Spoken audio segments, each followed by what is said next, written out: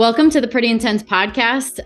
Thank you for watching. I'm excited about the episode today. I always have this intuition when before an episode, just kind of like the feeling of how it will go. And I kind of felt like whatever was going to happen was going to take its own path, and it really did.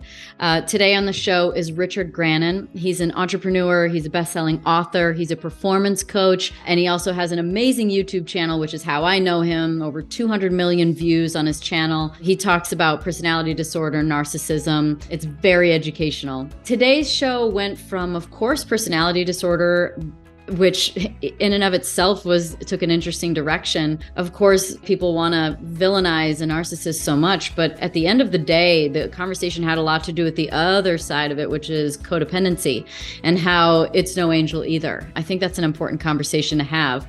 But then from there, we led into philosophizing, which is something I just truly love to do. So we talked about, kind of the masculine, feminine. We talked about morality, and just essentially what we really distilled it down to, or what he distilled it down to, was that these certain topics that we got onto are really more of a fundamental change from a macro perspective of what we need in society. I had such a good time on the conversation with Richard. I hope you like it. Please hit subscribe and the bell for notifications. And as always, I love reading your comments, so let me know what you think. Why is it that you have to actually have the experience to know what a narcissist is? It feels like that's true. I don't know if you think that's true, but it feels true to me. People find me at 3:00 in the morning with Google search terms like, why is my boyfriend so horrible? Or why does my girlfriend lack any human empathy whatsoever? So it's usually not the result of like a happy scenario that people come across my stuff. Is that the way that it has to go to learn the lesson? Or are we capable of knowing, of being able to see this kind of person coming? Like, can we save ourselves from this abuse? Maybe after a couple of goes, if you're really sick of it. But that's the abuse. You see what I'm saying? Like, your videos at 3 a.m. or any time of the day are because you have experienced something that doesn't feel right. And then you keep chasing the rabbit down the hole until you go, oh my God, that's my life. Yeah, well, nobody's going to want to learn about complicated psychiatric diagnoses unless they're really motivated to. I guess if you wanted to be a psychiatrist, it might be the money that motivates you, or it could be the pain of just despair and heartache that motivates you. So yeah, usually it's only this way. I'd like to be able to create a situation maybe in the future where we could teach kids maybe in secondary school age, 15, 16, about emotionally abusive relationships to help them avoid it. But for now, I think this is about as good as it gets. It's definitely educational once you've had the experience, but it's but the experience is so difficult in and of itself. What is it that attracts someone? Like, what is it that attracts one person to a narcissist? Or what is it that attracts a narcissist to someone? Or what is that dynamic? What is that magic potion that attracts the two together? They can have something, they might be physically beautiful or intellectually amazing or very skilled or very creative at something, or at least they do a good job of convincing you that they are. When I used to coach people, which I haven't done for a couple of years, but the majority of people I found when I was coaching them were usually at some sort of a crossroads or a crisis in their lives. So they weren't usually comfortable when they began the narcissistically abusive relationship. They were in some ways isolated from friends or family. Maybe they started in a new city or a new country, and they were a little bit lonely, and they were craving intimacy, as we all crave. We all want to be seen. We all want companionship and to be loved and to connect. And so, it's from where I'm sat after it's a decade now of looking at this.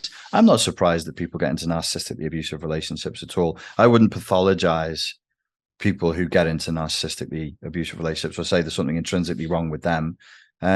These people are a sort of a type of psychopath. They're moral degenerates, and they don't care about hurting others in order to get what they want. So it's like being the victim of a crime in a way. So is anyone safe from them, or is there Are they just always attracted to, let's say, classically like an empath or somebody very empathic that, will take care of all of their needs because a narcissist has endless needs? Or is everyone fair game for them for the most part? Does a narcissist end up with a narcissist very often? I mean, it seems like that happens from time to time. I don't think everybody's equally vulnerable. I think if you're stable, and I don't mean to suggest that people who get involved with narcissists are mentally unstable, but if your lifestyle is stable, if you're emotionally regulated, if there aren't massive gaps in your therapeutic process or your emotional maturation that have not yet been filled in, and I mean massive gaps, then you wouldn't fall for it. It's always a con. And the target needs to want to believe. They have to want to believe. So no, a lot of people won't put up with it and they won't end up with a narcissistically abusive partner. So no, not everybody is up for it. Very frequently, you're right. A lot of people who are very overgiving, codependent, fawn responder types, as defined by Pete Walker out there in San Francisco, a psychotherapist called Pete Walker. He calls it the fawn response. So somebody is very, very supplicatory and submissive and fawning and people-pleasing, then that can be a common combination, because that people-pleaser will probably have got that from childhood, probably from a dominating, demanding mother or a very emotionally distant father, and then they'll play that relationship out again in adulthood, but not always.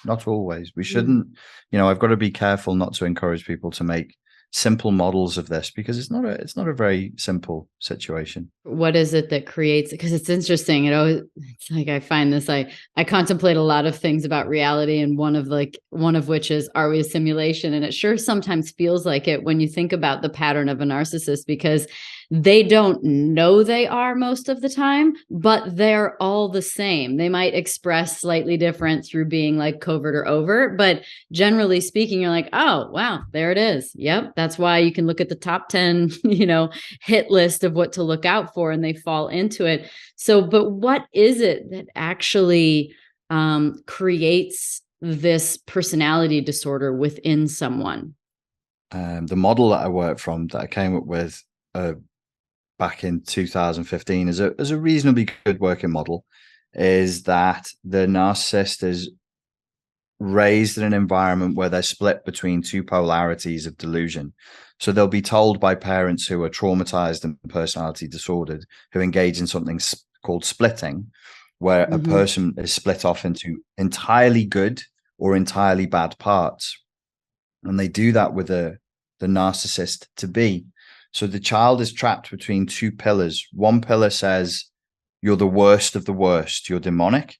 And the other pillar says, you're the best of the best and you're angelic. Of course, neither is true. They're a child. They're not demons or angels. In the demonic pillar, nothing you ever do is good enough. You can't do right for doing wrong. And in the angelic pillar, everything you do is right, no matter how awful it is, will always be on your side. The child is not receiving any authentic love. They're never seen. They're objectified. They're instrumentalized, and they're trapped and they're pulled apart between these two poles.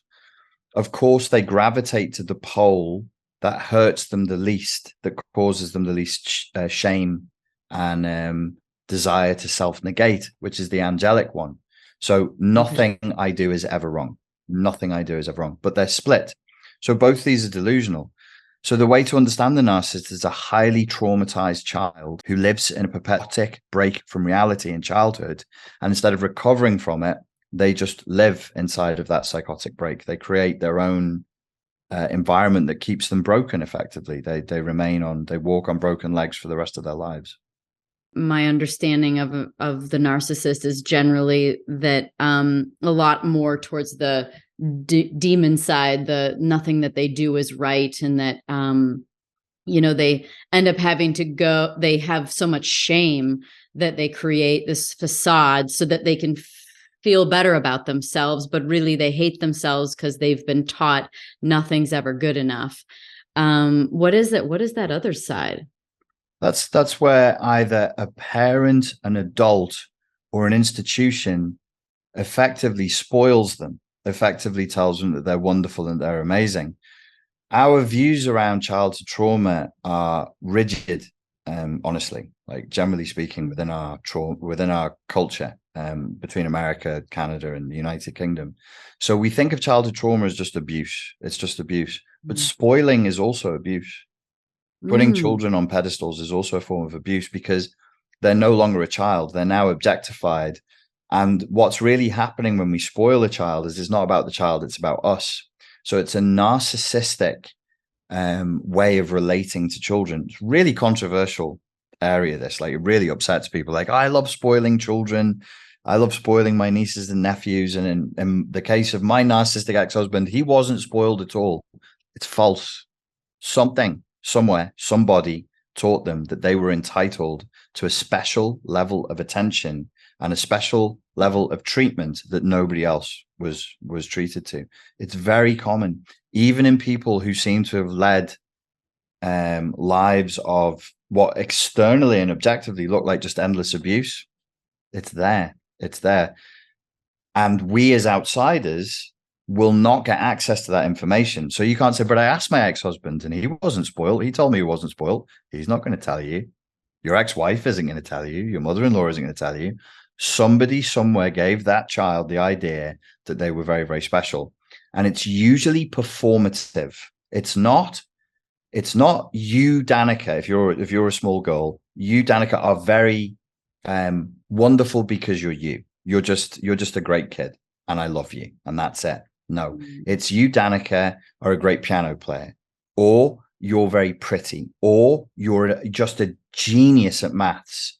And through your skill and your ability, you make me look good. You make mummy look good. You make daddy look good and feel good. So the child learns to love themselves the way the parent loves them. The parent doesn't love them. They only offer them this cheap adulation when they're receiving narcissistic supply from them. So that's typically how that plays out. You just said cheap love that's essentially not authentic, and it's only conditional because it's how they make them feel, which feels kind of codependent at the same time. But can a narcissistic parent, does a narcissistic parent always, do you need a narcissistic parent to create a narcissistic child? There's no such thing as a narcissist who isn't codependent. It's not, here are the narcissists and here are the codependents. That's not how it works. Right. Kind of the same. They're the same. They're on the same spectrum. It's just, are you abusing and predatory to force love from people? Or are you servile and a martyr to force love from people? So we codependents are no walk in the park either. We're not wonderful either. We're also highly manipulative, and we're raised in very different very similar environments. It's just that we choose a different path. It's a different survival modality. Does the choice in your path towards narcissism or codependency depend on that sort of you're never good enough makes maybe a narcissist versus you are a really good race car driver, so I choose this sort of who is a really good race car driver? Who? Tell me. I don't know. God, sometimes I sucked, but just using me as naming no names. So between those poles, the polarities I laid out, maybe one is given more pressure than the other. Commonly when that happens, we would say, oh, here's two children raised by the same parents in the same environment. The daughter's the black sheep. Nothing she ever does is good enough, no matter what she does. And the son is the golden child, or vice versa. The genders can reverse. It doesn't really matter. The golden child can't do wrong for doing right. Everything he does is perfect. So that can be a factor. There are different hypotheses out there that I've looked at that I think are interesting. I don't need to know them to the codependent tries to be a narcissist. They attempt that, but somebody crushes it out of them. So you have to be a little bit indulged and a little bit spoiled to develop that narcissistic shell, because if the parent really or the institution you're raised in really doesn't want to see that there, they can beat it out of you. But the theory is, it's not my theory, it's by far smarter people than me, far more qualified people than me. Their idea is that everybody attempts narcissism as a delusional role play, as an infantile way of thinking your way out of the problem, but it can fail. So I remembered your earlier question. Does it only narcissistic parents that create narcissistic children? No, but you have to. So there's a personality called narcissistic personality disorder. Then we on the internet all go on about narcissism, which really confuses things. Narcissistic personality disorder is a clinical entity. It's pretty easy to detect, pretty easy to define, impossible to cure, my humble opinion. And then what you have is a narcissistic style. So the child has to have been parented narcissistically, but that doesn't mean that the parent was a full-blown clinical narcissist. They could have just been an addict, an alcoholic. They may have been borderline. They may have, who knows, but they've not. Children need a lot. I mean, that's just how they're made. And they need a lot of a genuine care and attention, and they need to feel presence. Now, if I imagine I'm just very sick, forget drugs, alcohol, or personality disorder. Imagine I'm chronically ill and in pain all the time. I don't have it, mate. I'm sorry. I can't give you what I don't have. It's so fascinating to understand that, like, while there is polarities, it's part of the same whole, and it's really just your choice of expression. So I think it's important to understand, because if this is resonating with a lot of people, a lot of times you are probably more on the codependent side, and you're really curious about this personality disorder called narcissism, or variations of it. So what is so wrong with codependency? Basically saying that narcissism's bad, but so does codependency. What is the abuse of codependency? People like some simpler dichotomies, so we could create one. I've just thought for you now. You could broadly say that narcissism hurts other people, and broadly say that codependency hurts the codependent. So they're both maladaptive, but the cost could be outward to the environment or inward. But they're both maladaptive. Codependency is originally it's non-clinical. The closest clinical entity we have is dependent personality disorder. But codependency, we all know kind of roughly what it means, but it actually meant somebody who is an enabler of an alcoholic. Then there were some American ladies in the 80s who wrote 3 big best-selling books. I think one of them was called Women Who Love Too Much. And all 3 of them spoke about codependency from the point of view of women who stayed, largely women, but men as well, who stayed in abusive relationships. And that was called being a codependent. I just wrote a book called The Cult of One. Hey. And I redefined it back to the original Narcissus myth. So Narcissus is a Greek mythology. He was a beautiful Greek hunter who everybody loved, but he refused everybody. But his counterpart in Ovid's version of this myth was called Echo. She was a wood nymph, and she lost her voice. She was cursed by the queen of the gods as a punishment. So she could only echo the last 3 words that somebody spoke to her. She could no longer speak for herself. So I set up like a paradigm that was, you have narcissism, which is toxically yang, and then echo codependency, which is toxically yin. They're always on. They're always talking. It's all about them. That's toxic. We're always off. We're always listening, and it's all about others. That's toxic. This is more toxic for the environment. This is more toxic for us. But we do also manipulate people. We do also guilt trip people. We're ostentatiously self-sacrificing, and it pushes people to do things that they wouldn't otherwise do. Plus, the sins of the codependent, now that we're on this, is we become bitter. Because, of course, if you give too much and you say yes to things you don't want to do, you're going to get cranky and bitter, because we're hoping, like little children, instead of saying, I'd like you to do this for me in reciprocation thing and expect nothing, what we do is we hope, and we don't say what we want. You're doing things hoping for a reaction. You're hoping to get something in return, like even just a thank you, you're the best, or I appreciate that, or you're so sweet, or whatever it may be.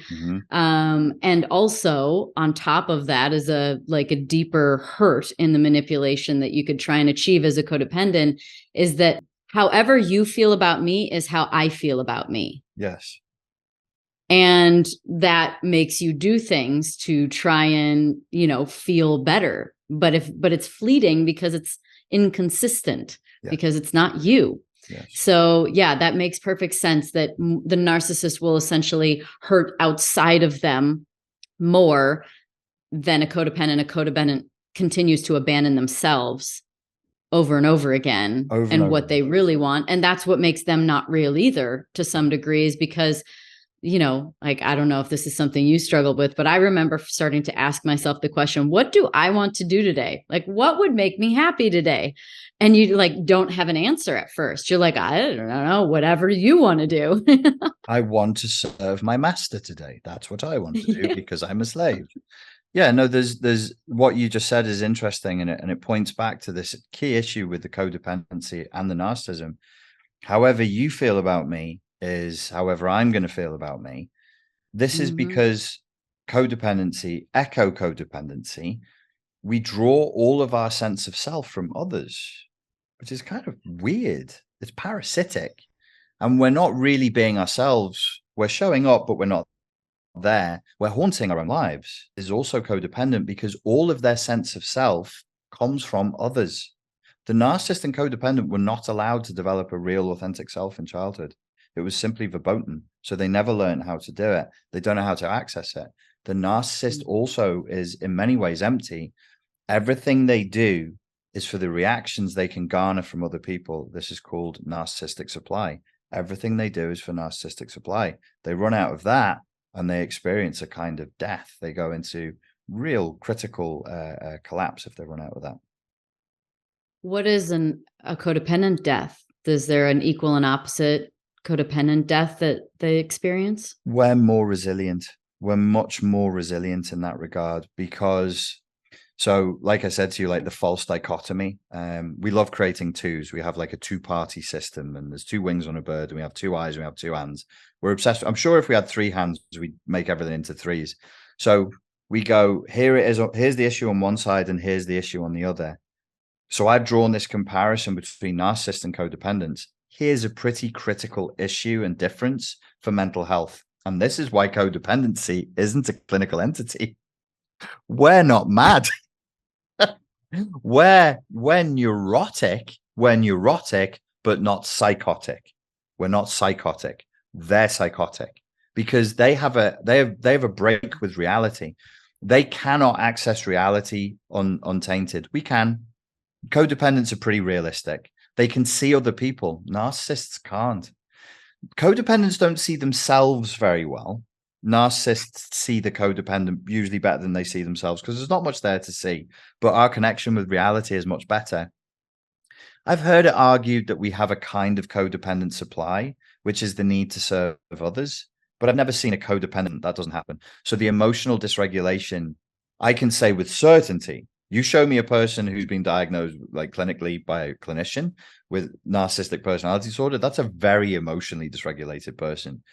You show me somebody who's a codependent, they'll be somewhere on a sliding scale of depression and anxiety, but they're not jumping out of their skin with real internal suffering, typically, not typically. And if they are, it's not because of the codependency. Yeah, I'm really fascinated about this conversation. I thought of all the questions I wanted to ask, and I didn't see this coming to like speak so much about the codependent, but I think it's only fair. I think it's only fair to understand not only what it is that you know, what attracts a narcissist to some degree, but also that this isn't a villainization game of like, oh, they are the only bad ones. It's trying to understand how to heal so that these things don't exist anymore. What is it that needs to be healed the most? Like what is like a macro solution for this? My solution, as I say, this is 10 years of just trying to answer the question, how do I get myself out of this? And how do I get my clients out? My clients, the people who follow my material, my readers, how do I get everybody out of this? What do we do? If you start teaching self-assertiveness and boundaries, you're creating more neurosis. And what I've noticed when people do self-assertiveness courses and boundary setting courses, it just makes them belligerent and confrontational and false. And I'm like, that's not it. So I took it all the way down to, I think the self, and I met somebody who was narcissistically abusive. First of all, I wouldn't be very impressed by them I wouldn't be so naive and impressionable as to believe their story of who they were. Second of all, so I wouldn't get involved with them. I'd just be like, all right, mate, nice story. See you later. Second of all, I wouldn't get involved with them. Third of all, I wouldn't be in a mad rush to fuse and merge with them if I had a self. Because if I have a self and I have wants and I have value system and I have a morality is an important issue that we have to cover at some point. It's essential for recovery and to make sure this doesn't happen again. And I have a philosophy of life and it's mine. I'm not going to get with people like this. And if somebody slips past the guard and gets in, I won't stay with them. And if I'm all the way in with somebody, like somehow I just fall asleep for 3 years and I get married and have kids with somebody, and I am still, and I'm that much backed into the corner in a battle, and I've got all of that to deal with to get out, how am I going to be able to do it? I must have a functioning self. It's the only way.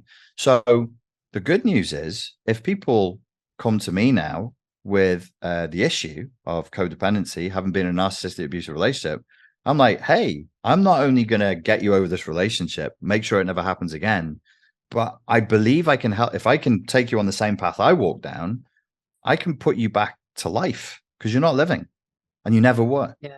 So you'll actually enjoy a quality of life that you never had before because you weren't a person before. So then you move. Well, you weren't. You don't know who you were because you don't know you. So how do you make you happy if you don't even know you? You mentioned a word that I'm really curious what it means. Get past the guard. You said if they get past the guard, what is the guard? We all have boundaries, or we should do, and those boundaries are based on filters. And every once in a while, somebody will get past your filters and your perceptual boundaries, your moral boundaries of what you think is acceptable. And that's normal. The problem I found with codependents is we don't have good boundaries. We're either very intimate and close, or the person's a stranger. And I was like, wow, that's weird. I figured that out one day with one of my clients. We were laughing about it. She didn't even really speak good English. So we would do therapy in like broken English. And I was like, oh, the way you are is you're not a house with a garden path and a gate and a road. You're just a bedroom. And she was like, what do you mean? And I was like, well, normally someone, they say, hi, can I come in? Then you open the gate, they walk up the path, then they open the door, then they go in the living room, and then maybe they get to go upstairs, and then maybe they go in the bedroom. But that's not happening. There's just bedroom. There's no gate, there's no door, there's no nothing. You have a binary state with your boundaries. Someone I don't know, someone I'm literally doing the most physically intimate things possible with. Total boundarylessness. And people who live on a sliding scale of that, even if it's not as severe as that case, you can see right off the bat why that's a problem. Like you can't live like that. You have to have multiple degrees of boundaries, and everybody's experienced it. You've got a friend who's a good friend when they're out there orbiting out there, but you bring them into a closer orbit, doesn't work. That doesn't mean they're a bad friend and you should get rid of them. That just means they stay in that place where they were before. That's where you keep them. That's somebody you say hi to at the gym. That doesn't mean you're going to go on a goals holiday with them. So is this indicative of both sort of polarities, overreaching for intimacy on some level, wanting to be accepted, but not ever being able to get there because you don't know yourself well enough or you don't love yourself well enough? So it's sort of just this, it's sort of this catch-22 that keeps missing, but it's actually a desperate attempt for intimacy. Yes, it's a desperate attempt for intimacy. And a lot of our trauma responses are an effort to control and navigate love itself. So the narcissist and the codependent are two very lonely children. They're still children. You can't grow up as a codependent. You're still a kid. So they'll reach out for anybody, and when they reach out, they grasp. It's a very grasping. Both styles have this style. It's very, very grasping. People will say, "Oh no, I'm avoidant or I'm counter-dependent." You're only avoidant or counter-dependent because your primary style is grasping, and you got hurt because it's an extremely painful thing to do with people you don't know. It's just not safe. It's not safe. So yeah, we have to fight to individuate, to come back to life as a human being so that we can authentically show up and know what intimacy is. Codependents and narcissists shouldn't even use the word intimacy. None of us know what it is.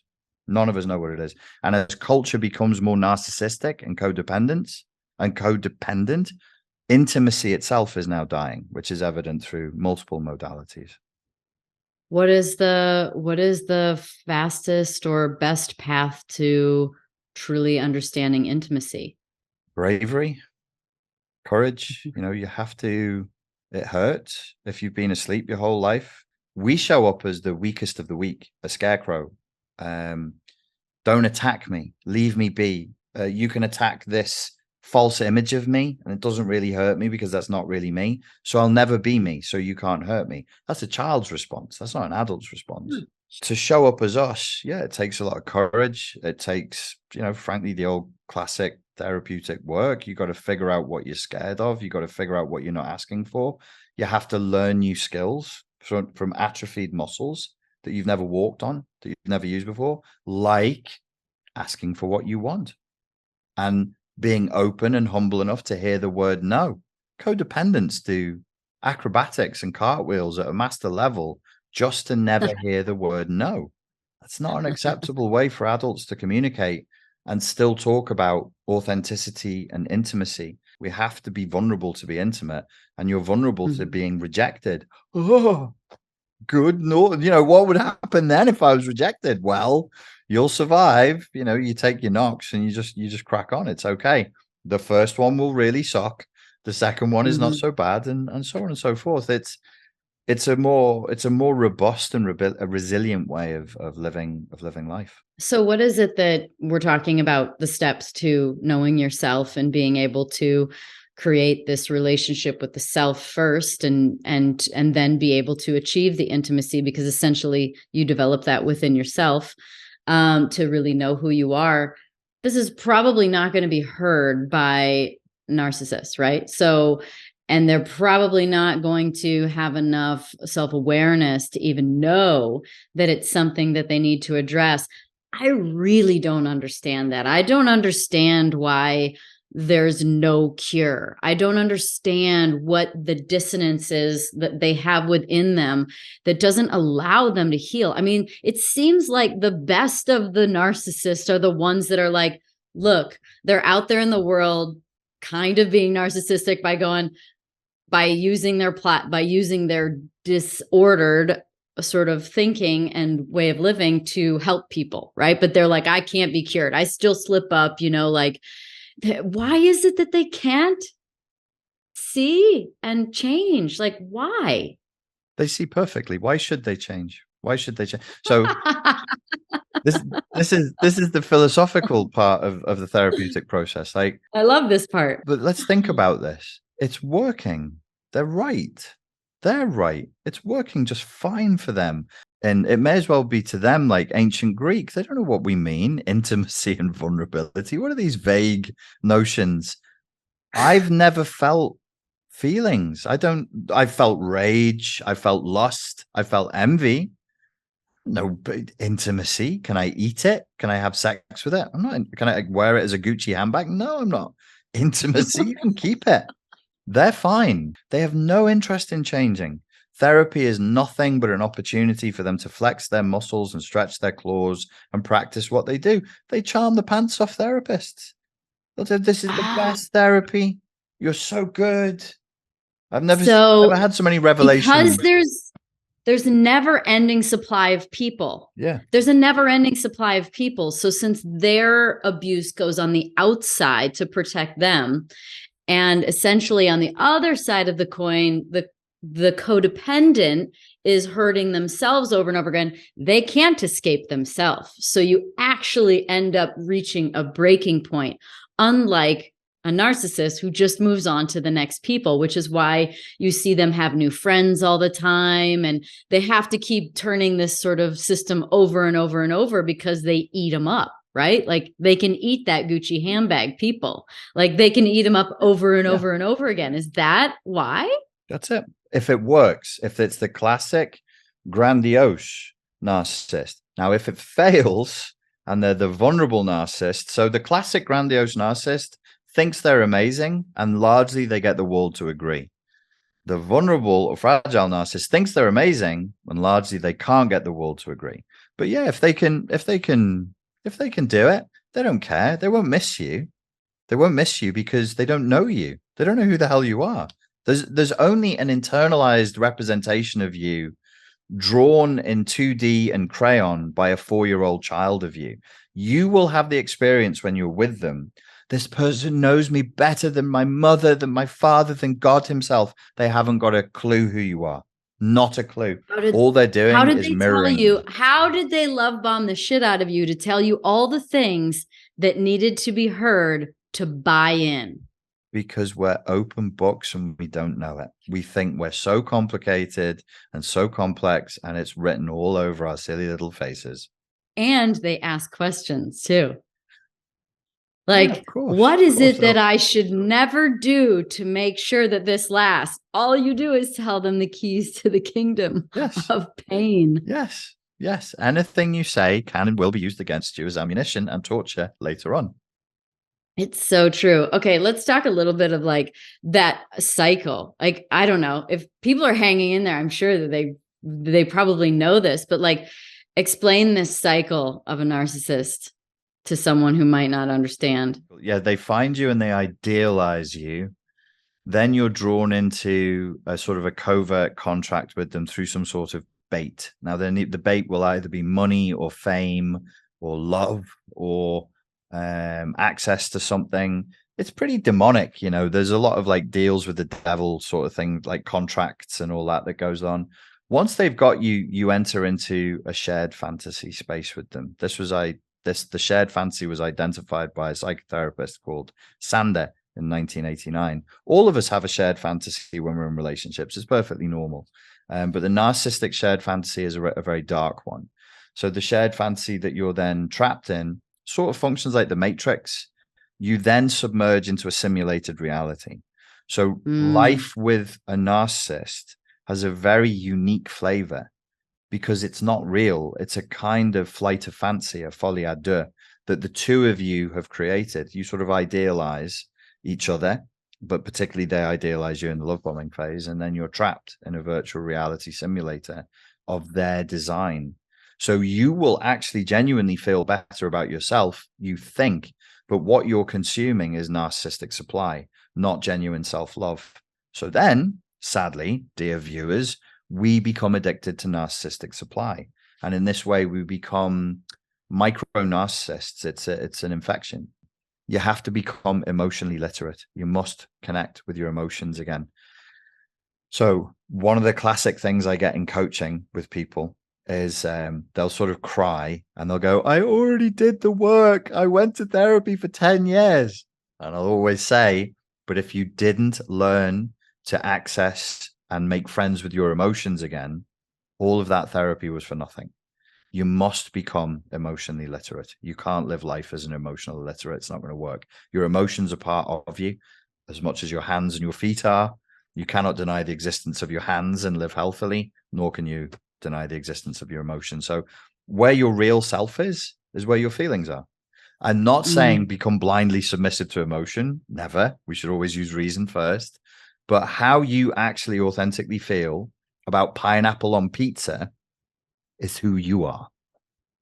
I'm really glad you said that because because you know your emotions are not something that you're like, especially if you're more codependent, you have created a relationship with, and they are essentially the root of boundaries. Then is to know yourself, to know how you feel, so you don't, well, you're not even actively abandoning them before that.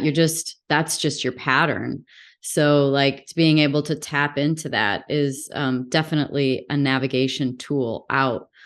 How was it when you interviewed Sam? How do you pronounce his last name? Vaknin? Sam Vaknin, yes. I like saw that a long while back and I was like, man, what would that be like knowingly sitting with such a narcissist? And he's like out there. He's one of those guys that's like a self-aware narcissist, but still a narcissist.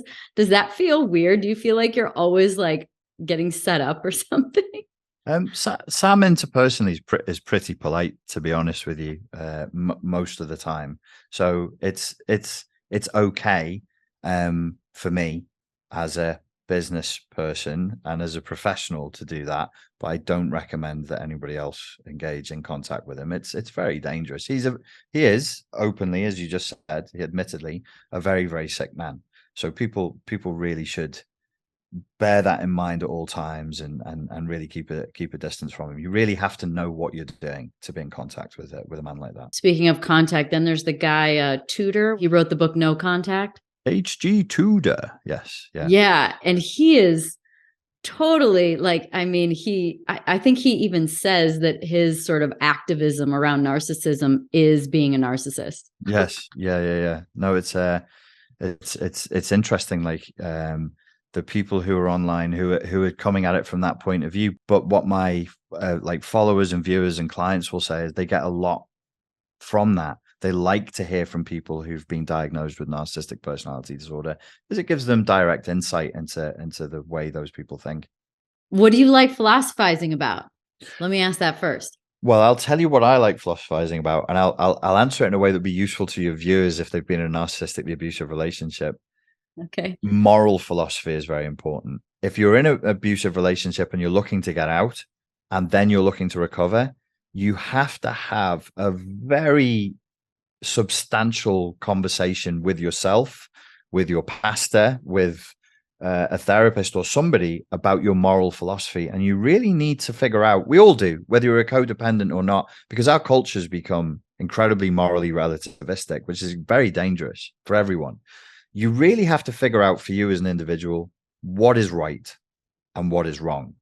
And I don't think there are answers. I don't like rigid dogmatic answers. I like asking the question. Mm-hmm. I like to be skilled at asking and wrestling with that question. Like, when is it context specific? If it's wrong in this culture, is it right in another? So on and so forth. But I like to have that. That's where I start what is the meaning of life? Why are we here? Is this a simulation? Are narcissists all archons? What's going on? Oh my God. Well, the first thing I was going to ask was about archetypes, because I thought that'd be such an interesting sort of slanted direction to go, is like the archetype of the, but I changed my question. I want to know how you define morality, because you said earlier when we were talking, we should talk about that. So let's philosophize about morality, but let's start off with, what is that? What is it to you? What is your definition of morality? Largely speaking, I think it's that simple dichotomy of good versus evil. I think a human being needs to have a sense of, this person or this situation might be attractive, but it's evil, so I'm not going to do it. And I was raised Christian. So for me, it's that's where there is a religious element, there's a spiritual element that comes into it. And I often think of the 7 deadly sins. You know, there's sin, there's sloth, there's rage, there's lust. What's the temptation here? And is this wrong?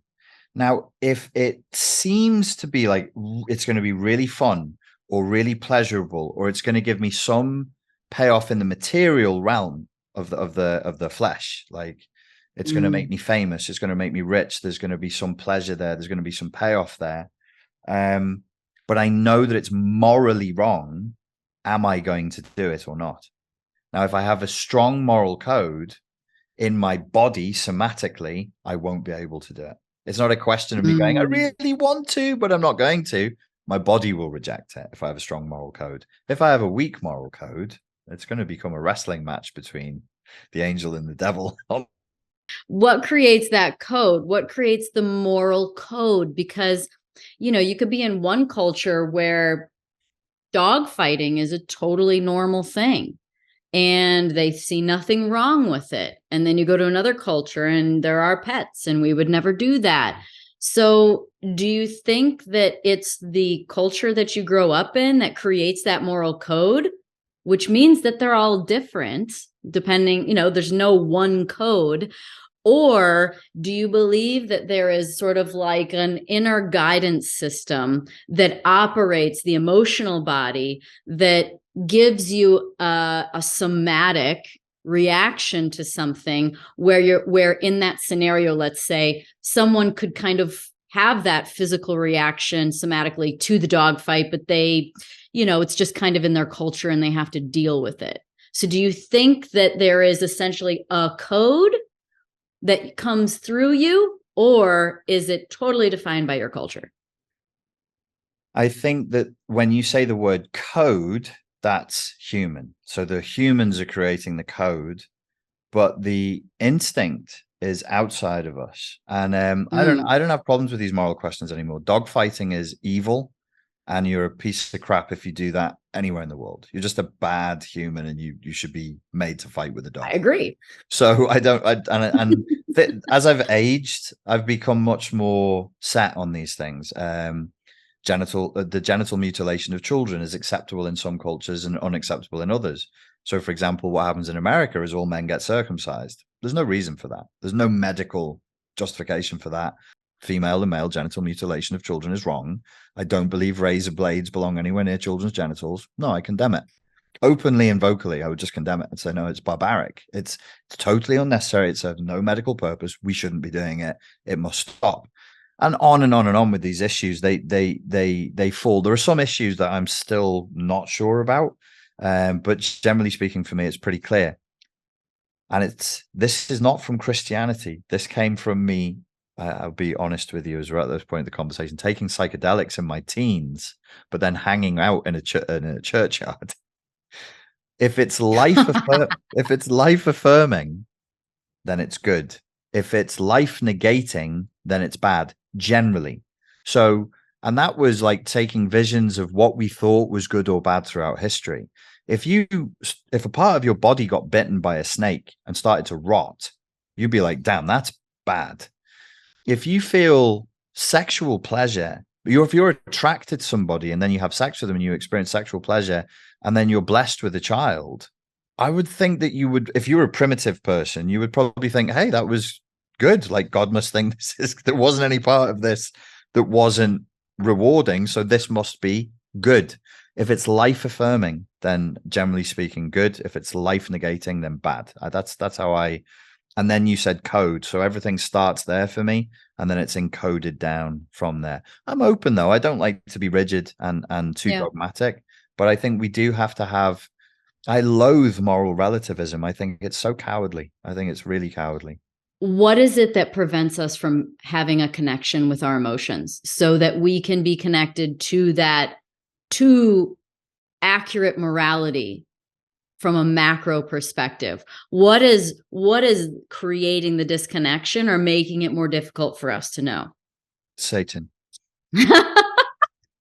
So, okay. So is that like, my personal belief is that heaven and hell is right here. It's right here. You want whatever, it's the state that you live in. So I'm going to go, okay, you say Satan, that means essentially being in hell mentally to some degree. No? Yes? Yes. And I'm only being half ironic. So Satan in the ancient Jewish tradition, that meant the opposition, the opponent, the enemy. So that was that which opposed and now I freestyle the life affirming things. He also, some scholars say, the word meant the opposition in a legal case. So Satan was actually an old ancient Jewish solicitor. A lawyer, you say in America. You don't say solicitor. That means something else. We say solicitor, a lawyer. So he's my philosophical and legal and moral opponent in a certain sense. He's the one who's going to say, why don't you do that? And if you look, now we're a little bit of Christianity, you look at the book of Job, God and Satan were not hostile to each other. Satan flew up in the book of Job. I'm not making this up. It's there in the Bible. He flew up to go see God and to challenge him. They were homies. Like, God was like, he placed a bet with God. That which was life affirming in Job's life, Job had, by the standards of the day, like what was good. Oh, he had all this cattle and a huge farm and many children. And so that was good. And Satan took all that away from him. And did his love and devotion for God die or not? That was the question. So when I say Satan, or I'm in a Muslim country now, and I've lived in Muslim countries before, they say shaitan, and it's the same role.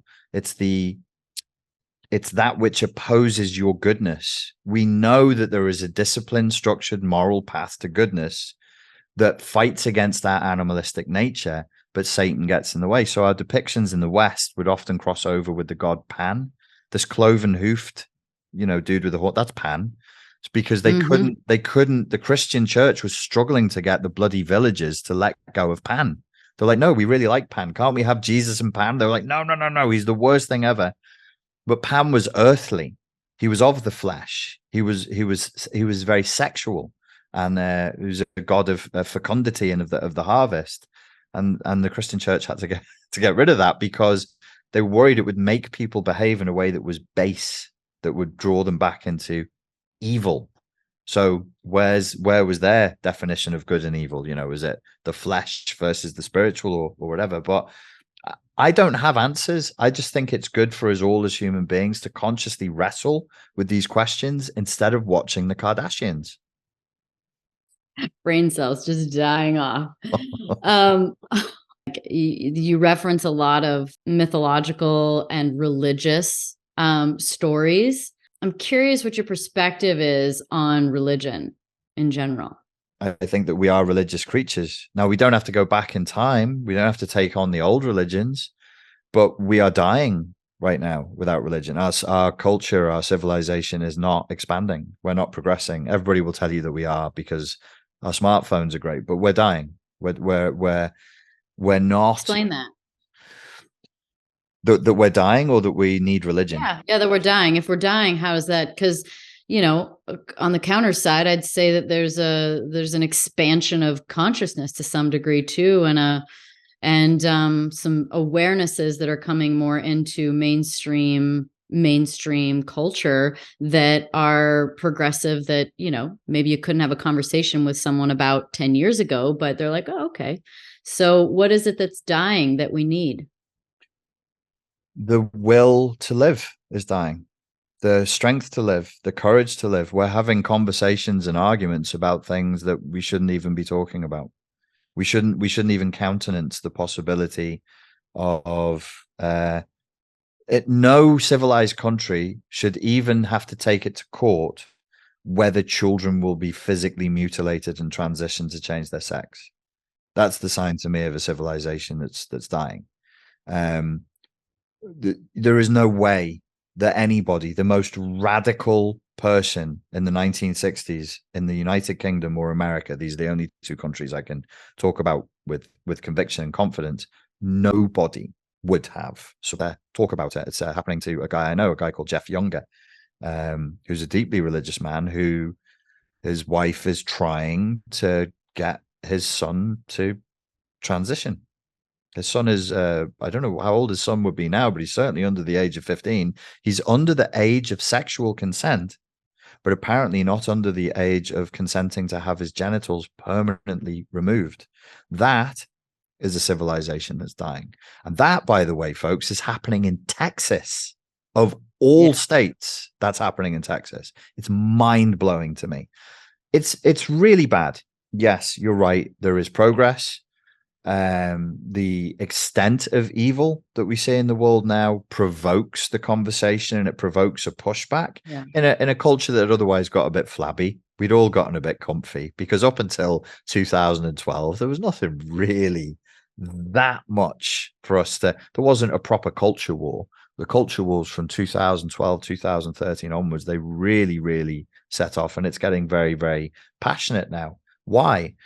Because I think we've lost our sense of ourselves. We don't have a sense that we are good creatures living a good life, however imperfectly. Now there's a growing sense of we are bad creatures destroying the earth. We must be killed. And that might, when I say it like that, it might sound like hyperbole. But if you translate the messages that are out there, you'll see that there really is something to that. It's a life negating death cult that we're in the grip of at the moment. We're talking about a civilization that's, on one side going so far to saying like a 3-year-old should be able to transition genders. Is there not can you make an argument for an equal and opposite side of awareness, of accountability, of opening their eyes to things that weren't so prevalent and known, and that essentially, while it does feel like the negative always feels really heavy, there's actually just as much positive? Do you believe in sort of more of that quantum perspective of equal and opposite? Well, I'll tell you something. Yeah.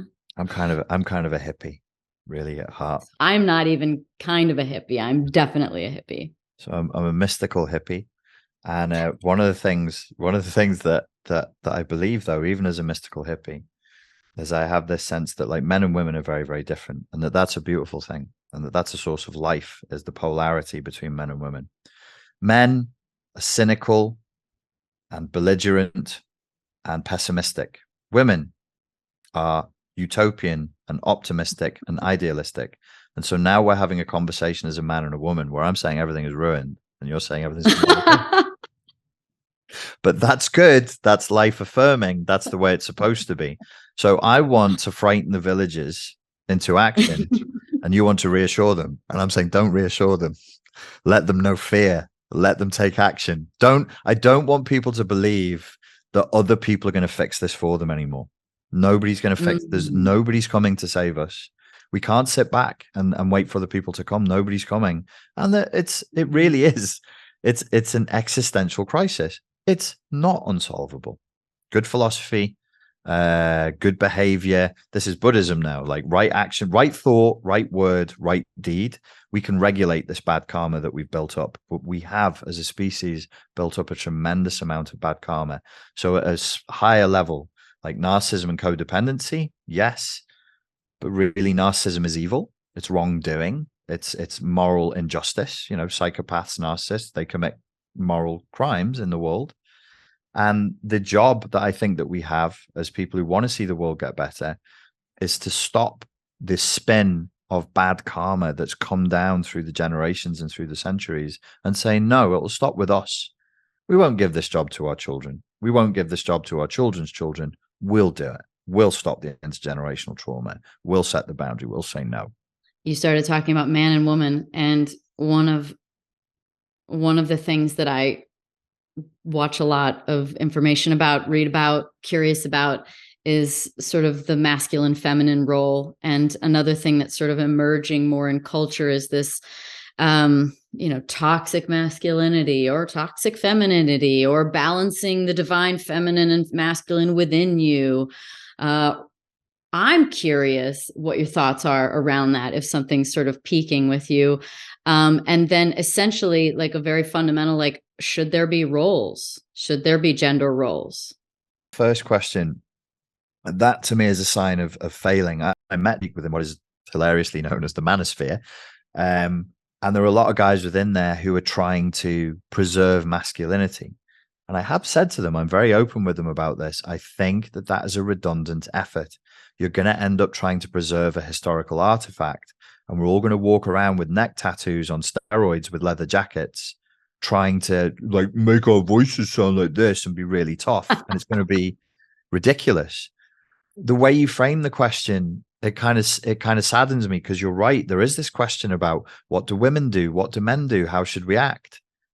How false we've become that we need to even ask that. We're turning into avatars of ourselves. When young men come to me and they go, well, you seem like a masculine guy. How do I be masculine? I'm like, well, you have a penis and testicles, don't you? Like, I can't, what do you want? You know, if you want to be, if your sexuality is that you're gay or you're bi, or your demeanor is that you're very shy and retiring, I don't see a Noel Coward as being non-masculine. I don't see, the great foppish English writers of the past of being masculine. Their masculinity was expressed in that way. I think there's a whole, panoply of ways of expressing it. I don't really focus on human beings' expression of masculinity, because it becomes artifice. We're very good at sending out false signals. We're very good at lying as humans. I'm interested in principles, yin, yang, If you want to be a very effeminate man, go ahead. What I do for a living is very feminine. I'm in the realm of emotion, dreams, and archetypes. I hold space for people. So I'm yin for people. I'm their mother in coaching. I'm not their father. I'm their mother in coaching. So I have no problem with it. Women also have this issue now, especially, not to digress too much, but when it comes to sexuality, men and women now, they're completely lost, especially alienated from their own sexual identities now. So they've no idea what to do. Their idea of intimacy and sex is what they saw in porn growing up. And it's useless. It's useless. It's all performative. It's from the outside in. How do I look? Am I fulfilling my culture's ideals of what being a woman is? Just go inside out. You are a woman. What do you want to do? What do you want to do? You don't have to force yourself to be a helicopter pilot if you don't, or a racing car driver. If that scares you, it would scare me. Don't do it to fulfill a feminist agenda. But if that was in your heart to be a racing car driver and you smelt that fuel and you got in that uncomfortable, horrible car and you were like, yay, this is fucking awesome. Go ahead and be an MMA fighter. I've trained women who are like this. We're diverse as a species. There are women who are not playing at being MMA fighters or Muay Thai fighters. They were born to fight. It's in them. I know it. They're not playing. Sometimes we get people who are playing, but they don't last. They're not gonna do the training. I don't know what training you had to do what you did, but I bet it was hard. And I bet it takes years. And I bet it sucks and it's boring because it all is, right? But that's what was in you. But you're a woman. So I'm like, just do what do you want to do? You're doing it as a woman. So, case closed. Is there a place for gender roles, you ask me? Again, it's a question that saddens me because it's outside in. It's top down. Let's stop telling people what to be. Let's stop being, you must, with all this neurosis and this controlling as if we know what color socks we've even got on today. It's so weird. Let's just trust people to be. Let little boys and little girls be little boys and little girls. They're going to do it differently. And that's okay. Let's teach them to be good people. Let's teach them not to be narcissistic assholes who, if they grow up gay, don't abuse your boyfriend and break his heart. Try and be kind. We don't teach that. We're not interested in teaching these kids to be kind or to be righteous or to be courageous or to be strong. It's just like, let's rush to force my ideology in there as deep as I can before my opposition does. That's unacceptable and it's evil. Gender roles should occur spontaneously. They shouldn't be forced top down. I was forced when I was a kid to play football and to be competitive and all that stuff, and I effing hated it. I wanted to read books. I wanted to write poetry. They should have just left me alone. They should have let me do what I wanted to do.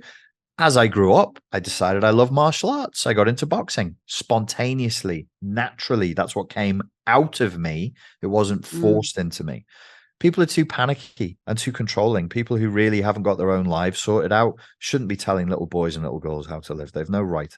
What do you have to say about the statistics on sort of dating hierarchy and hypergamy and how men and women date in different directions, lateral and up for women, lateral and down for men, and this sort of like culture where we're just it feels like we're very much over analyzing what goes together and what doesn't go together. I really think, again, we're looking at the wrong things. We're being, when like, you must know people like this. Like, my life doesn't work, and I'm just failed. I know. I'll control Danica's actions. Danica, what you need to do, you listen to me. Why? Because I'm not in control, so I have to control you. Who cares? Like, if you're not harming anyone. Me personally, I don't care. I'm so lazy when it comes to caring what other adults do with their time, with their bodies, like with their lives. Like, people come to me like, did you hear about so-and-so? I don't care. Like, if they're not hurting anyone, why don't we take all that angst and that obsession and try and help people become more healthy? And where there are criminals, there are psychopaths and narcissists, let's go stop them. Let's go be like, hey, we've got a human trafficking problem in America. It's a huge one. In the United Kingdom, it's a terrible one. Let's focus on that for a minute, rather than worrying about what men and women are doing to each other. I'm not avoiding the difficult part of your question. Here's my answer. Will women seek the resource of wealth from men? Yes. Sometimes some women, they'll be a leading that way for many, many good reasons. It's always been that way. Will men simultaneously seek the resource of youth and beauty in women?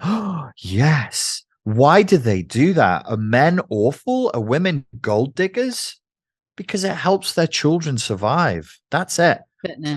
Fitness. Yep. Your kid's intelligence comes from the man, largely speaking, genetically speaking. Your kid's looks largely comes from the mother. You want pretty smart kids who procreate and carry on your DNA.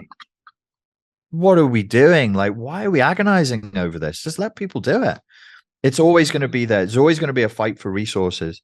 I often speak on behalf of men, but there is something that happens in this whole issue. Why do we say gold digger, but we don't have the equivalent for men for a beauty digger? Gold digging is beauty digging. It's the same thing. You're going to pursue the resource of a wealthy, smart guy. I'm going to pursue the low resource, the limited, rare resource of a beautiful girl. But I'm fine if I do that. Nobody points out. Nobody's like, oh, or maybe there might be like, what do they call that? Like, oh, trophy wife. That's as close as we get. That's a double standard. That's totally unfair. If men are going to do that, then women should get to do what they're doing. Like, what? I don't really personally see it as a major threat to Western civilization versus everything else we've got going on. But we do seem to spend an awful lot of time agonizing over this. You're right.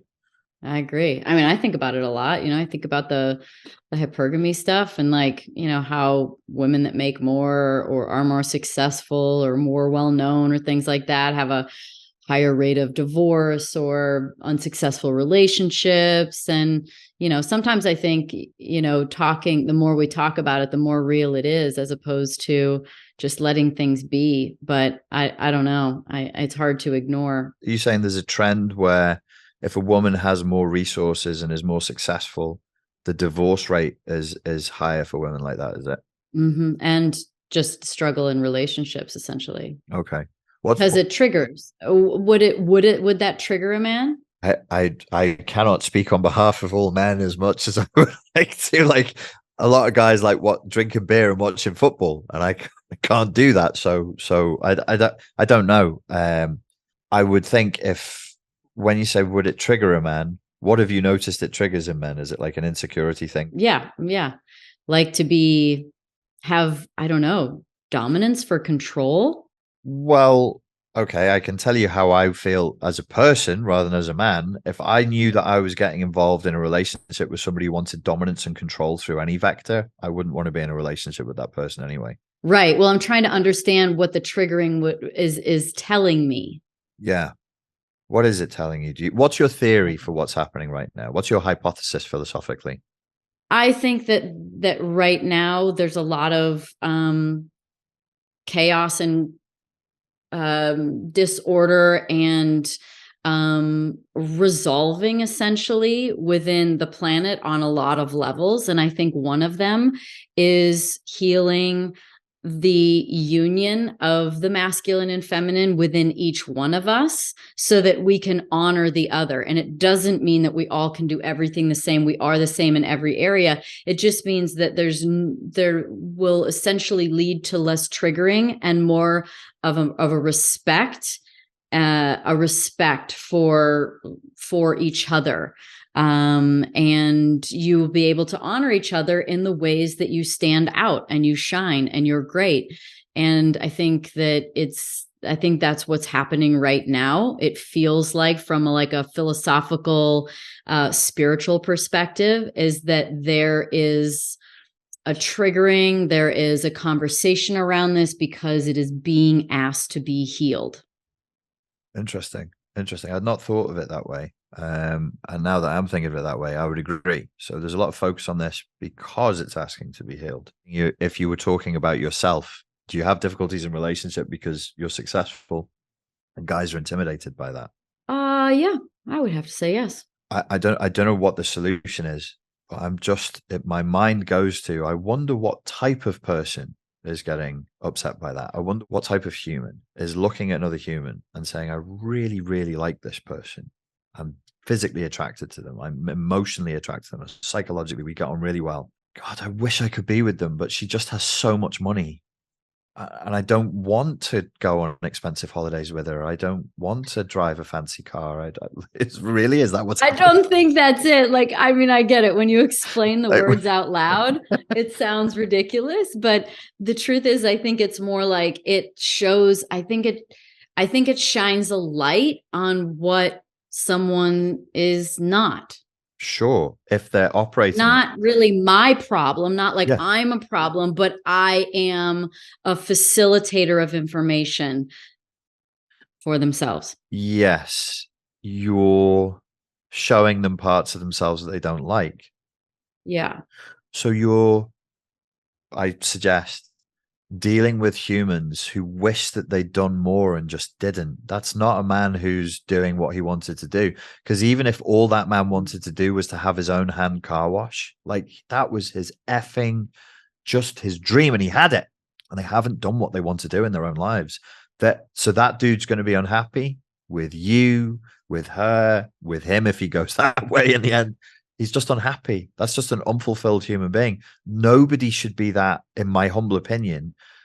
Nobody should be that fragile without us having a conversation about the fragility itself. Like what? Like, so if I had that guy in for coaching, I'd be like, "What's happening, dude? Like, what are we doing here? How could you be so fragile in your sense of your masculinity or your sense of self? Where did you learn how to be a man? What do you think being a man is? Talk to me, tell me, explain, because something is really, really off here. At the end of the day, this is what I would say to him. You're going to be two human beings in a room. That could be a huge room in a mansion with an outdoor swimming pool, or it could be a little apartment somewhere. What are we talking about, homeboy? You gotta explain it to me, because I don't get this. So we're still in the realm of like the base, like we're still low down, and we're trying to do outside in. What are my boys going to think about me if she earns more than I do? You know, I don't know. Maybe I don't personally know where I'm from culturally. I don't know any men who would have a problem with that. So in the northwest of England, where I'm from, in fact, in my family right now, if you take the 12 couples who make up the closest people I have in my family, of the 12 couples, 4 of them, the women are wealthier than the men, and they're exceptional in medicine, in law, in different areas of their lives. The men don't have a problem at all. They go and they love triathlons in my family. They go and run, and they play squash, and they work. Everybody works. We're all good Irish Catholics. Everybody's got to work, but there's no problem at all. So I think you might have been going through the same archetype again and again. Sure. I charge a lot for these coaching sessions. I'm just warning you. You are on the clock. You're on the clock. Well, I hope I drive a lot of people your direction. Hope so. All right. Well, we could go on and on. We could philosophize forever. Thank you. Like, truly, thank you very much. Thanks. And I appreciate all of the awareness that you create in, of course, the area of personality disorders, but also this extended conversation about philosophy and morality. And honestly, it sounds like just like understanding your own emotions and yourself and who you are, because when you live in integrity, then you tend to live in morality and work with life in a moral sense. Yes. And that essentially sounds like a very big solution to a lot of problems 100%. by what I'm hearing. 100%. Definitely. Thank you very much for having me on. It's been a pleasure talking to you. Thanks, Richard. I appreciate it. Thanks, everybody, for listening to the Pretty Intense podcast today. I hope you enjoyed it. If you like what you heard today and you want to hear more, please click on the subscribe button.